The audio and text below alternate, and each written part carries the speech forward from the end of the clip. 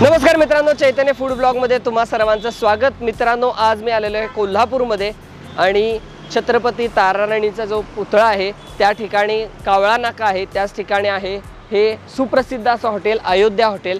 आणि या ठिकाणी अनेक सेलिब्रिटी येतात।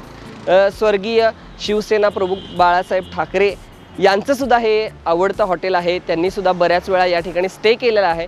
चला तर मग बघूया नेमकं हॉटेल कसं आहे आणि या ठिकाणी कोणता पदार्थ चांगला मिळतो। तर सचिन सर स्वतः आपल्याला एक पदार्थ करून दाखवणार आहेत, त्यांना सुद्धा खूप तो पदार्थ आवडतो। चला तुम्ही येताय माझ्याबरोबर।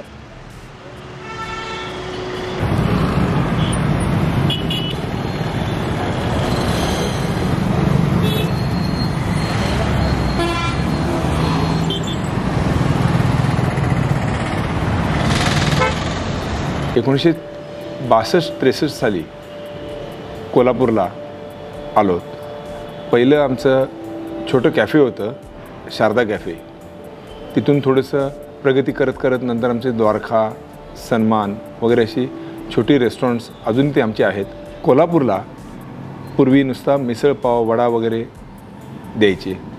आम्ही बघितलं की ह्यांना काहीतरी पौष्टिक आपण देऊ शकतो का। तर आमच्या घरी जे जेवण बनतं तर ते जेवण आम्ही प्रोव्हाइड करायचा विचार केला आणि त्या रेस्टॉरंटमधून आम्ही इडली वडा सांबार वगैरे हे जे सात्विक आहे, पौष्टिक आहे, न्यूट्रिटिव्ह व्हॅल्यू भरपूर आहे असं आम्ही जेवण द्यायला व स्नॅक्स द्यायला सुरुवात केली।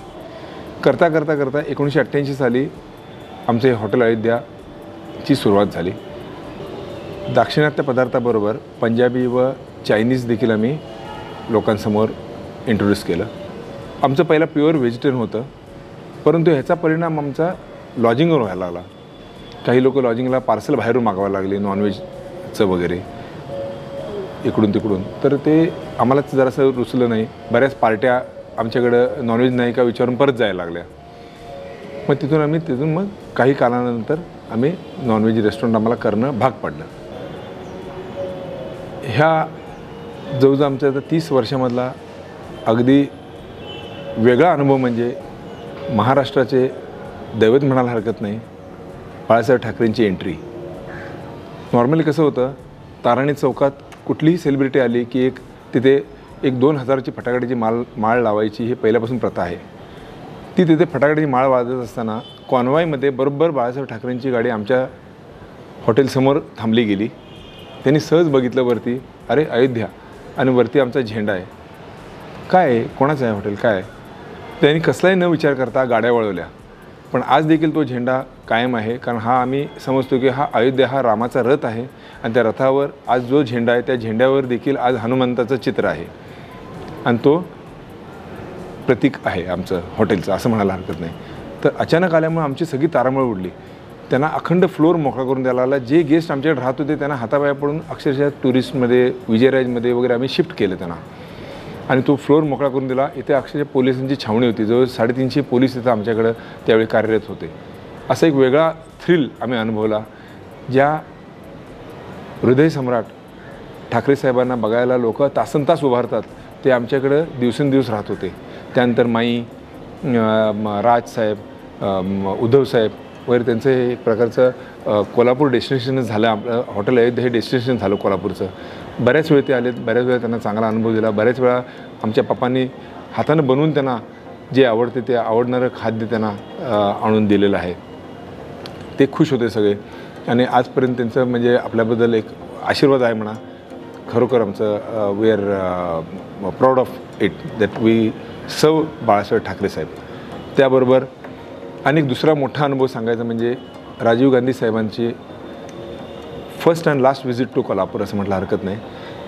ज्यावेळी राजीव गांधी साहेब कोल्हापूरला आले 1988-89ला, म्हणजे जस्ट हॉटेल सुरू झालं, त्यावेळी आम्ही आमचे गुरुवर्य नागेशकर साहेब, आमचे पार्टनर मदन करमरकर साहेब व माझे भाऊ सुधीर शानभाग हे तिघं महालक्ष्मी कॅटरर म्हणून एक त्यांची फर्म होती, त्यातर्फे त्यांनी आम्हाला ह्या तिघांना मिळून ती ऑर्डर दिली।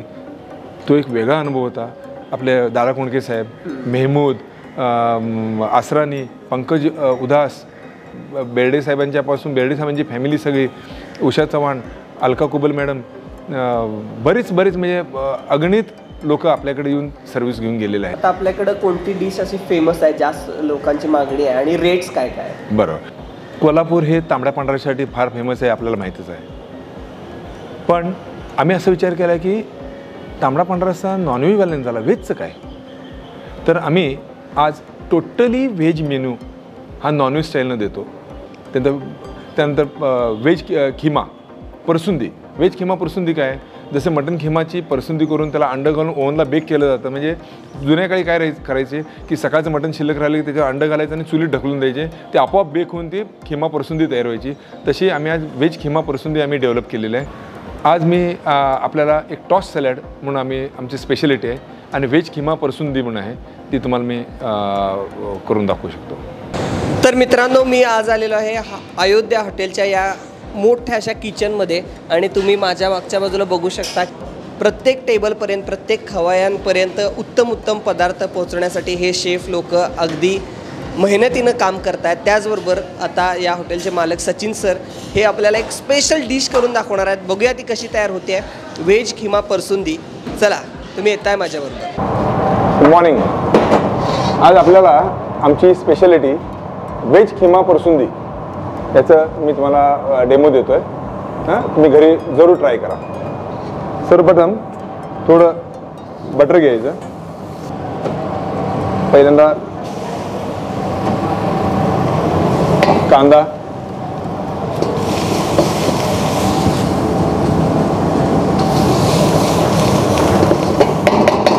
आलं लसूण पेस्ट, थोडं टोमॅटो,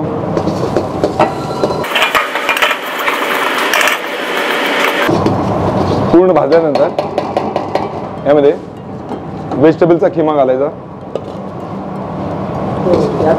त्यामध्ये बीन्स, कॅरेट, ग्रीन पीस वगैरे सगळ्या प्रकारच्या फ्लावर, नाही सगळ्या व्हेजिटेबल. ह्यामध्ये फक्त बीट नको, कारण बीटमुळे लाल होतं.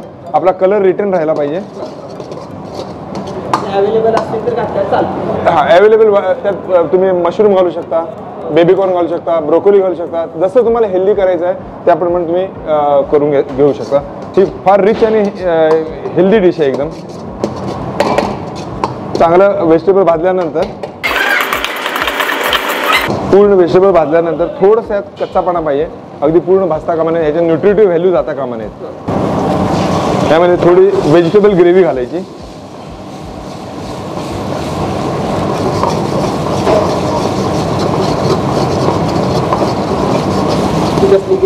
व्हेजिटेबल मिक्स व्हेजिटेबल ग्रेव्ही आहे.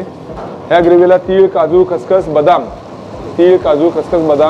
गरम मसाले, त्यानंतर तुमचा कांदा, टोमॅटो घालून याची ग्रेव्ही बनवून ठेवली असते. या ग्रेव्हीची मुख्यतः म्हणजे ह्यात काजू किंवा बदामचं प्रमाण थोडंसं रेग्युलर ग्रेव्हीपेक्षा जास्त पाहिजे. म्हणजे तो जो स्मूथनेस आहे ग्रेव्हीचा, आपल्या टेस्ट भाजीचा, तो रिटेन राहतो. हे झाल्यानंतर त्यात मध्ये थोडे मसाले घालायचे.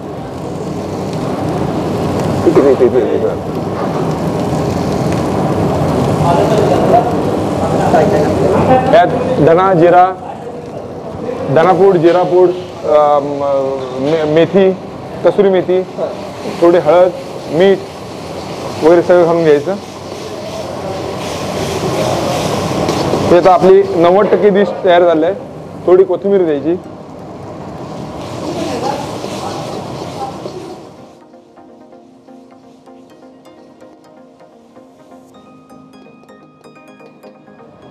टेस्ट करून बघायची डिश.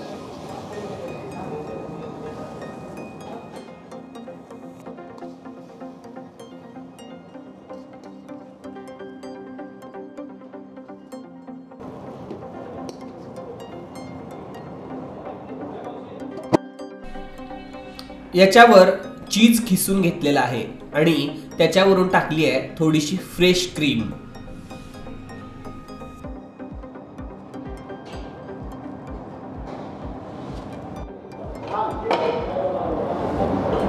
आता 5 मिनिट जाऊन दे, बेक होते. बेक झाल्यानंतर हे करते.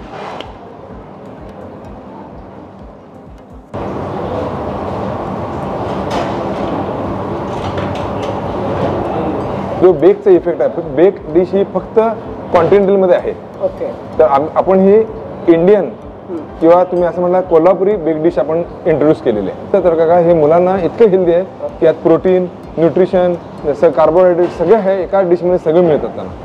तर नुसता जरी बेक व्हेजिटेबल आणि राईस जरी खाल्ला, बेक व्हेजिटेबल चपाती खाल्ली तर लोकांना आवडतं. मुलांना, लहान मुलापासून वयोवृद्ध लोकांपर्यंत जळजळत नाही, टेस्ट चांगले आहे, जळजळत नाही आणि हेल्दी डिश आहे. त्यामुळे तुम्हाला खायला मजा येईल, एन्जॉय. आपली डिश लगभग तयार झालेली आहे.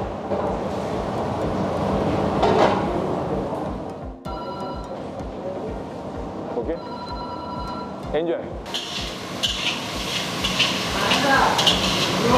पनीर, तवा पनीर,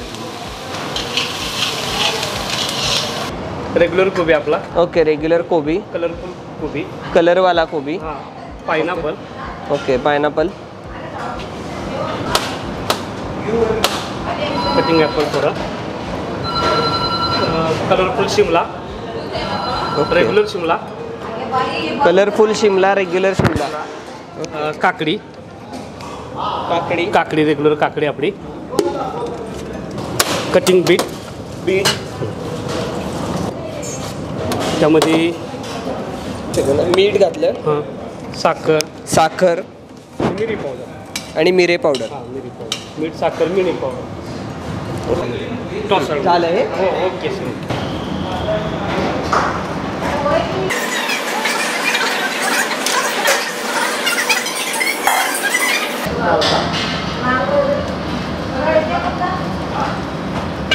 गेले आपल्याला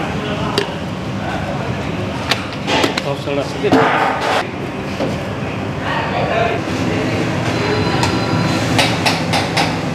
मी डॉक्टर अरुंधती पवार. मी या हॉटेलमध्ये बऱ्यापैकी येत असते, बरेच वर्ष झाले येत असते आणि खास करून इथल्या ज्या डिशेस आहेत त्या काही एक्सक्लुझिव्ह डिशेस खाण्यासाठी आम्ही इथे येतो. जसं की आता आम्ही बेक्ड व्हेजिटेबल खाल्लं आहे किंवा त्यांच्या प्रत्येक डिशला एक स्पेशल अयोध्या हॉटेलचा टच आहे. Healthwise good quality food, hygiene maintain केले गेलेलं आहे, व्हेरी गुड सर्विस. आणि इथल्या मॅनेजमेंटबद्दल तर सचिन शानबाग हे प्रसिद्धच आहेत की बऱ्याच वर्षापासून ते हॉस्पिटॅलिटी इंडस्ट्रीमध्ये आहेत आणि खूप त्यांचं नाव आहे. हे यासाठीच की ते 3 माणसं 4 माणसं असतील तरीही तीच सर्विस मिळेल, 30 माणसांनाही तीच सर्विस मिळेल, 300लाही तीच मिळेल आणि 3000लाही तीच मिळेल. हा सगळाच अनुभव मी घेतलेला आहे. So I am very happy with this service आणि फूड इज गुड डेफिनेटली, म्हणून तर आम्ही आलेलो आहे.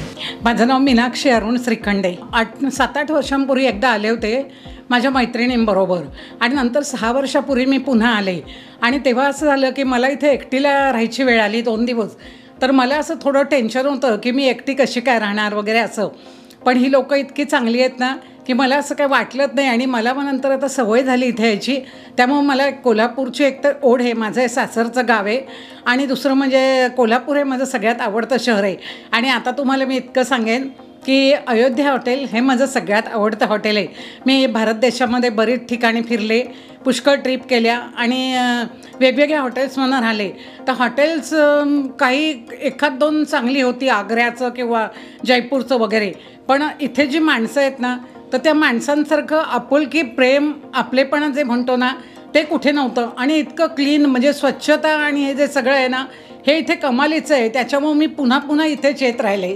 काय रेट्स आहेत साधारण लॉजिंगचे, राहण्याचे रेट काय आहेत आणि जेवणाचे? लॉजिंगचे ॲव्हरेज रेट साधारण 2500 पासून 3500 पर्यंत आहेत. AC, non AC, single occupancy, double occupancy, triple occupancy असं आपण देतो. त्यामध्ये तुम्हाला सकाळी कॉम्प्लिमेंटरी ब्रेकफास्ट असतो, मिनरल वॉटर आहे, 24 तास गरम पाणी आहे, लिफ्टची सोय आहे, बाकी अटॅच टॉयलेट आहेत, वायफाय फ्री आहे वगैरे असं सगळं ते इनकॉर्पोरेट करून दिले आहेत. आपल्याकडं चांगले चांगले कॉर्पोरेट म्हणजे रेमंड आहे, एरोटेक्स, इंडोकॉन, गोकुळ दूध वगैरे असे भरपूर मोठे मोठे क्लायंट्स आपल्याकडं रेग्युलर येतात आणि त्यांचा फीडबॅक चांगला आहे आपल्याला.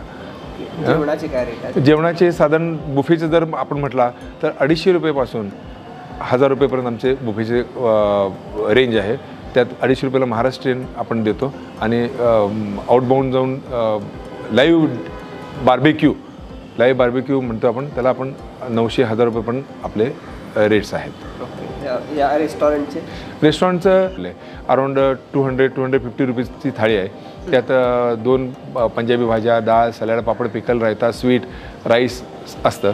आणि नॉनव्हेजची थाळी साधारण अवरेज एक 350 ते 400 रुपयेपर्यंत नॉनव्हेजची थाळी आहे.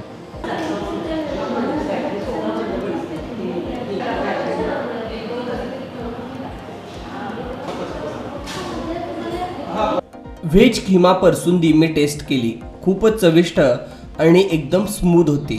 याची टेस्ट चीजमुळं थोडीशी बदलत होती आणि त्याचबरोबर त्याचे मसाले आणि व्हेजिटेबल्सचा तो स्वाद त्यामध्ये येत होता. नक्की तुम्ही एकदा ट्राय करून बघा.